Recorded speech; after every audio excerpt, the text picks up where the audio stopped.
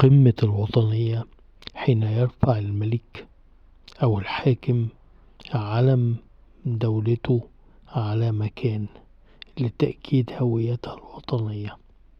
بنشوف هنا الملك فاروق بيرفع العلم في قلعة محمد علي بعد الإنجليز ما جالوا عنها. الإنجليز طبعا لما احتلوا مصر أخدوا أماكن نقطة ارتكاز واحتلوا هذه الأماكن وابتدوا ينسحبوا منها طبقا للاتفاقيات بعد عشرات السنين وتركوها، وسارع الملك انه هو يرفع العلم لتأكيد الهوية الوطنية لهذه الأماكن. تحية للملك فاروق وتحية للعلم المصري. كان معكم المؤرخ أحمد كمالي، والى اللقاء في صورة أخرى.